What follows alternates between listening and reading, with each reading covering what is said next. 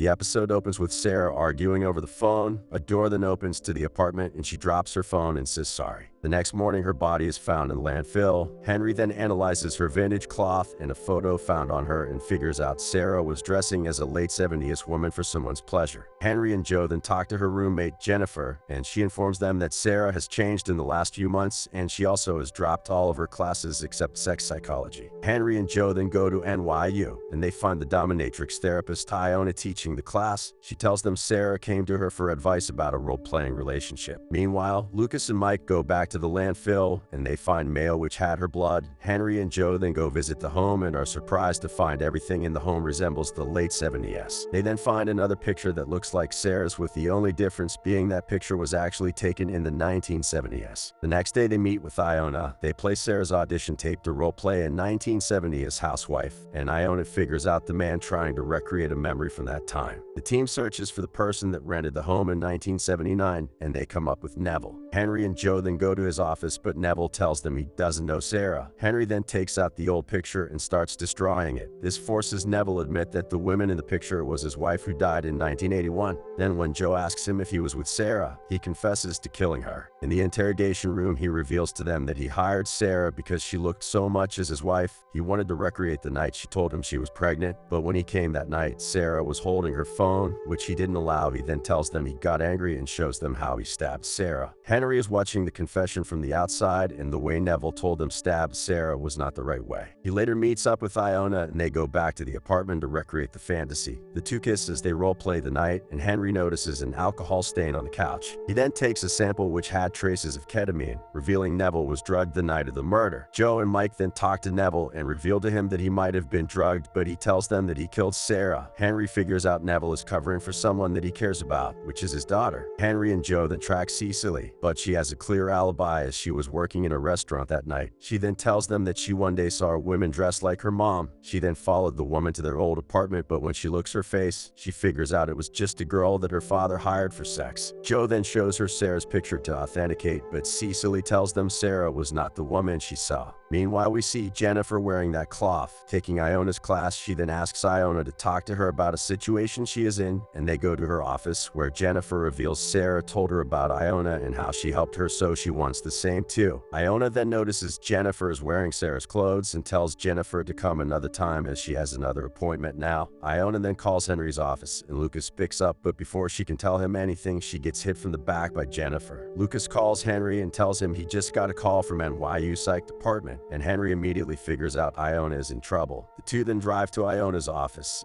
but when Jennifer hears Henry's voice, she stabs Iona on the neck. Joe and Henry break into the office at the same time and arrest Jennifer. Thankfully, Iona's stab was not fatal and she recovers in the hospital. Henry visits her and the two talk about how much they care about each other. But Iona sees Henry is not ready, so she tells him to call her when he is. Episode 17. The episode opens with the CEO of Halloween Corp, Lawrence, getting interviewed on national television. We then see Eric, a member of a hacktivist group called Faceless, hacking into the TV station and playing a recording of Lawrence which reveals his corruption. 2 days later, Eric is found dead in his apartment. Henry and Lucas rule to death by asphyxiation. They also figure out Eric died of an excess amount of gas in the air. And when Mike looks around, he finds the faceless mask hidden in the apartment. Irene and Keith from Cybercrime join the team for this special investigation. They sweep through Eric's computer and find out that his thermostat was hacked, which released the gas and killed Eric, making the case a murder. Irene and Keith then trace back the IP to its original location, while Henry and Joe go back to the apartment and gas themselves to exactly see how Eric died. After waiting for a while, Henry figures out the amount of gas should not have been able to kill Eric, and he finds a small hand mark on Eric's chin, suggesting the killer was at the apartment. Lawrence is then brought into custody by Mike after the IP was tracked to his computer, but with Henry's findings, he would not have been the killer because Lawrence was at home at that time. Henry and Joe then go to the restaurant Eric worked at, and they run into his girlfriend Liz, but she runs away as soon as they try to talk to her, and manages to escape them by hacking the traffic lights and driving through traffic with no problem. Later that day, Henry gets a message from his lab computer from Liz. She tells him his credentials and his life was manufactured and threatens to send all the info she has on him to Joe. She then asks him to get her a death certificate so she can start a new life. Conflicted on what to do, Henry returns home later, but he finds Liz in his shop. She is there to get her death certificate, but Henry refuses to do that and tears the death certificate in front of her face. She then leaves angry, and as she is crossing the road, she gets gets hit by a car. She lands in the hospital in critical condition. Mike and Joe think she was committing suicide, but Henry figures out the street light were hacked, tricking her to go into traffic and get hit by a car. Keith also confirms his suspicion and reveals the traffic lights were hacked. The hospital is put in lockdown and Henry and Keith go back to the station. Henry then stays to check on Liz and he is joined by Irene. Joe brings in a man named Warlock who created Faceless with Eric and Liz, but he reveals to them that the city code was changed recently so he would not have been able to hack the system. Meanwhile, Henry sees Irene acting anxious and he figures out she is the killer. He confronts her and she immediately confesses that she thought she found someone to love, but Eric was only being with her to use her and steal the city key to hack the system. When she found out this, she killed Eric in revenge, but also because her life would have been ruined if it was found out she gave the key to Eric. Liz then goes into shock as she is losing oxygen, but when Henry goes to help her, Irene also threatens to expose him to the police. He ignores her and calls for help, and Liz was able to be saved. Irene then runs outside but runs into Joe and Keith. She then tells Keith it's over and walks into incoming traffic, killing herself. Henry's secret is safe for now, and even Liz helps him out by hacking the system and tightening up the holes in his story. Episode 17. The episode opens with Rick celebrating a successful treasure hunt. Later we see him alone in the office and he gets attacked by a mysterious person and killed by a harpoon. Henry and Lucas do the autopsy and find out Rick was on the sea recently. They also figure out he was a treasure hunter and that he had recently found gold. Ernie, Joe, and Mike then search Rick's garage, and Henry is shocked to find out the ship Rick found out was the ship he first died on. We are taken to a flashback when Henry was on that ship. He was on the ship because he just found out his father was involved in the slave trade and he wanted to fix that. But the ship captain wouldn't listen to him, so Ernie decided to free the slaves. He tells one of them he's going to get them a key to their cage so they could escape. But before he could accomplish that mission, he was killed by the captain. Henry always felt guilty about not being able to free the slaves, and this ship, which should not have been found on the coast of New York, is also raising more questions on what happened on that ship. The next day, Eric's crew Davey, Margot, and Chappie are all brought into custody. Henry joins in the investigation, but the only question he asks them is how they found the ship. He only gets an answer from Margot as she tells him Rick had a map. This means someone knew where the ship was, but Henry can't figure out who, so he and Abe break into the garage at night and investigate. But as they search, they run into Rick's old partner George. They then chase him outside and run into Joe and Mike, who also came to arrest him. George tells the team that he was cut out of the deal after a diver named Brock died trying to retrieve the treasure. He also reveals to them Rick had gotten financing from a man named Isaac for the mission. Henry and Joe then visit Isaac at a fundraising event. They then see him give a speech and reveal the gold found on the ship. Isaac then promises to give the money to charity. The two then talk to him and he informs them that Rick gave him the gold as that was their deal. Isaac was the person that paid for the exploration, which made him owner of the gold too. Henry is then called into another room and he finds Adam waiting for him. Adam then gives him the gun he was killed by and disappears as Joe comes into the room. The next morning, Joe comes to the office and finds Rosa sent by Isaac asking her out for a date. Joe is a little flattered, and with Mike's encouragement, she agrees to go on the date. And that night, she goes to his home. The two grab a wine, but when he tries to make a move, Joe gets nervous and goes to the bathroom to give herself a pep talk. We then see Margot sneak into the home and knock out Isaac, but before she kills him, Joe comes back from the bathroom and they get into a fight. Meanwhile, Henry has just figured out Brock, the diver that died, had the same condition as Morgan, making them siblings, which also means she might be the killer. And as they enter the home, they find Joe apprehending Morgan. Later, Henry asks Isaac how he got a map, and Isaac tells him a story about a man that died trying to save a slave. And as he was getting dragged out, a key fell out of his hand, which the slaves used to free themselves and take over the ship. Then they crashed the ship on New York and lived as free men for the rest of their lives, and Isaac is a descendant of those people. Henry returns home relieved of his guilt. He then gets a call from Adam, who tells him that he believes only the weapon that made them immortal can kill them. He then tells him he never had the courage to do it when he had his murder weapon and asks Henry to call him if he gets the courage to do it. Episode 19. The episode opens with Joe and Isaac on a date. Joe has taken him to watch a rock band, but their date stopped when the bass player accidentally breaks the wall and a dead woman is revealed in it. The woman's body is brought to the lab and Henry tells Joe the women have been mummified. Joe then gets a call from a prison. A man named Eddie has called to ask if the woman is Lucy. She then asks him why he wants to know, and he tells her because he has been arrested for her murder for 35 years. Henry and Joe visit Eddie in prison and they learn the reason he was arrested was because her blood was found on his guitar. But he tells Joe that he didn't kill her and that she was his true love.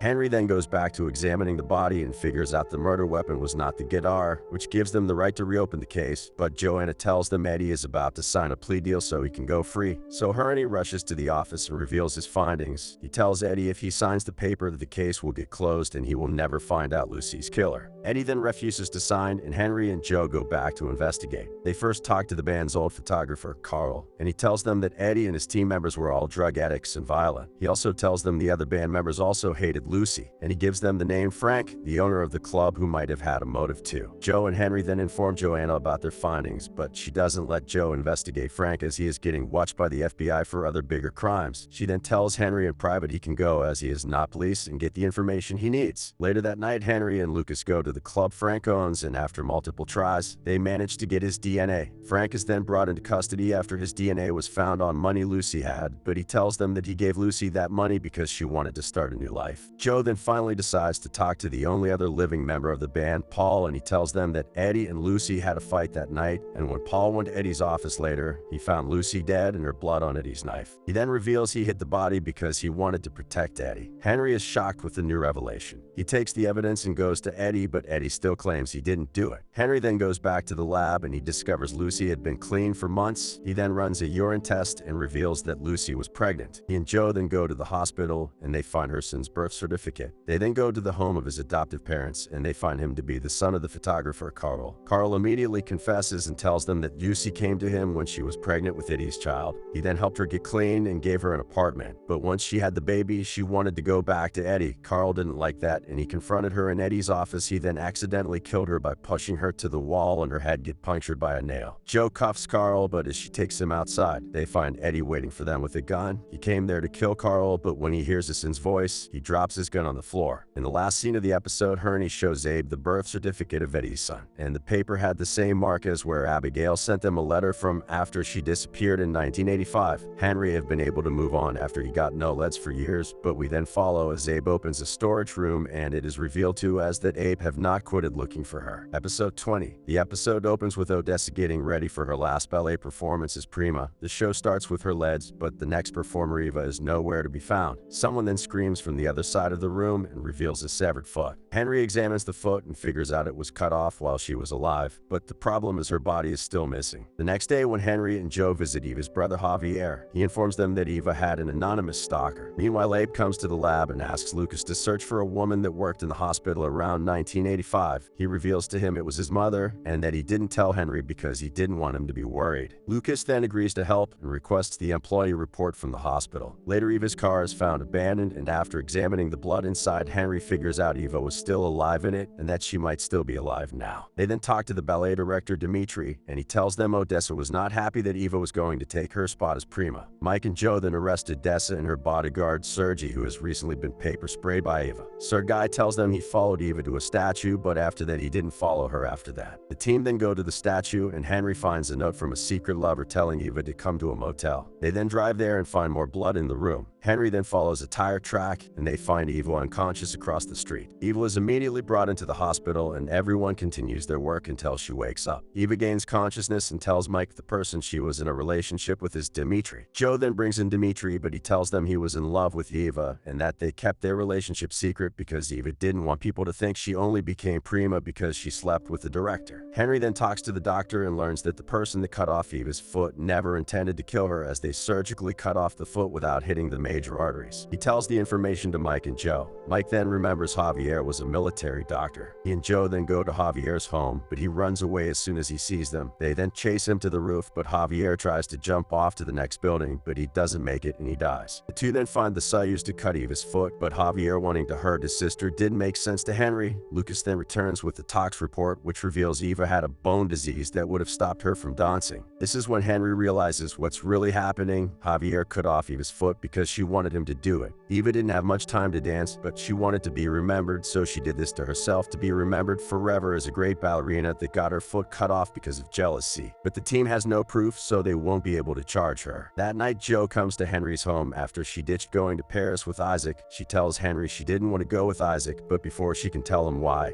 Abe interrupts them and asks to talk to Herney. And as soon as Joe leaves, Abe tells Henry that he found Abigail. Episode 21. The episode opens with Henry reading Abigail's file while she worked in the hospital. They then travel to the place Abigail used to live in. They run into the landlady and she tells them that Abigail disappeared one day and never returned. Henry then looks around and finds Abigail's favorite flower. He then sees something mysterious on the ground, and when he digs it, he finds a human skeleton buried. They take the skeleton to the lab and find out that person was murdered, but they figure out the skeleton is a woman in her 20s. They then ID the women to be Belinda, Henry, and Joe, then go back to the hospital to find out what happened the night before Abigail disappeared. A nurse working there at that time reveals to them there was a car accident that resulted in the death of a motorist and left a minor injury to Belinda. Henry and Joe then go through Abigail's report, and they find Abigail reported that Belinda was a victim of they then search the name that brought Belinda to the hospital, and they find out it is a federal judge named Terry. Henry and Joe confront Terry, but he refuses to talk to them. But the next day, Terry comes to the precinct and reveals that he and Blinds were drunk driving and they hit the motorist. Terry then sees the motorist will likely die, so he left him there and brought in Belinda to the hospital. He then tells them the reason he left Belinda in the hospital was because Belinda didn't want her boyfriend to see her with Terry. Henry and Joe then go back to Abigail's home and find a hidden cellar. Joe then gets a call from Mike telling her Belinda's boyfriend was the town's sheriff named Vance. At the same time, Vance comes into the cellar with his gun out at Henry, but before he could shoot him, Joe gets back just in time and stops him. Vance is then brought into custody and confesses to killing Belinda, but he reveals to them that he didn't kill Abigail and that he saw her go away with a man. Henry and Joe then go back to the home and trace Abigail's movement. They then find Slid off-road, and Henry finds a crashed car and Abigail's skeleton. Later that night, Henry goes through the report for the motorist, but he doesn't find a death report. He then realizes who the motorist is. Henry, filled with anger, calls Adam and asks him why he killed Abigail. Adam then tells him the full story. That night, Adam was hit by the car and sustained major injuries. Abigail was the nurse that was taking care of him, and she saved his life, but he wanted to die to recover fully, so he asked her to kill him and reveals to her that he is immortal. But for the first time, Adam met someone that believed him. He figures out the only way she believed him is because she knew someone that was immortal too. So he came to her home and asked to talk to her in private, but as they were driving, Abigail intentionally drove off the road and crashed the car. Adam then tried to save her, but she then slit her throat and killed herself. Abigail thought Adam wanted to hurt Henry, so she died to protect him. Episode 22. The last episode opens with Blair opening an old box and finding the dagger Adam was killed by, and she cuts her hand accidentally with it. A day later, she is found dead. Lucas arrives at the scene with Joe and Mike, while Henry joins Abe for Abigail's funeral. The next day, Henry and Joe go to the museum that Blair worked at. Henry then finds the box Blair was working on that night and finds the imprint of the dagger on the cloth. Henry immediately figures out Adam's dagger and leaves the museum abruptly. He then goes back home and tells Abe of Adam's theory about them only being killed by the weapon that first killed them, and tells him that he plans to use the dagger to kill them. The next day, Henry and Joe go to the home of Aubrey. He tells them that Blair comes to him whenever she finds an old artifact to learn about them and to authenticate them, and reveals to them that the night she died, she left in a hurry to meet her fiancé. Joe and Mike then bring in Dwayne, and he reveals to them that Blair came to him with the dagger. He and his friend Cinder wanted to sell it, but she wouldn't let them. Sandra then left that night to convince her, and then called Dwayne later to tell him the dagger is safe. Henry, Joe, and Mike then go to Xander's home, but they find him tortured and on the brink of death. Joe and Mike then look around the house to see if the killer is still close, but Adam comes out of another room and warns Henry to stay away from his dagger and threatens him with a dire consequence. Henry, now scared Adam will kill Joe if she doesn't drop the case, tries to throw the case himself, but Lucas figures out the same person hit Blair and Xander and informs the team. Henry and Joe then go back to the museum, and Henry immediately notices the security guard hit Blair with his baton, but he tells Joe to search another room and he tries to confront the guard himself. This doesn't go well and he gets his ass kicked, but Joe saves him. After the investigation of the security guard, Henry figures out he was hired by Aubrey to get him the dagger. He then fakes an emergency and visits Aubrey, but he is followed by Joe and she catches him as he gets the dagger from Aubrey. Joe is now very suspicious of Henry and asks him to tell her the truth, but he doesn't give her anything, so she drops him at home and takes the case away from him. But Henry returns to the lab immediately after and asks Lucas where the dagger is. Lucas tells him Joe has instructed him to not let him touch the dagger, but he still gives him, risking his own job. Henry then meets Adam in below the train station and gives him the dagger. This makes Adam angry as he thought Henry would try to attack him, but Henry just starts going away. Adam then brings out the picture of Henry and Abigail that Abigail had with her when she passed away and and starts stunning Henry with it. In that moment, Henry is shot by Adam and falls to the ground, and Adam gets close to him and whispers to him either he's going to die in front of Joe or his secret is going to be revealed. Henry then whispers back to Adam and tells him he is not a killer, but he is a doctor. He then injects him with a chemical that makes people paralyzed, and Adam manages to walk back to the subway before he falls down and he is taken to the hospital. Joe was following Henry through the subway, but she lost him. She then hears the gunshot coming from below, but when she gets there, she finds only Henry's watch. Abe waits anxiously beside the river, and to his relief, Henry is resurrected. Henry then visits Adam in the hospital to make sure he is truly paralyzed. He then goes back home and they celebrate with Abe. Joe then knocks on his door and gives him his watch. Henry then starts to lie and say he lost it, but before he could finish his excuse, she shows him the picture of him and Abigail. Abe then tells Henry to tell Joe the truth, and the season ends as Henry tells Joe he has a long story.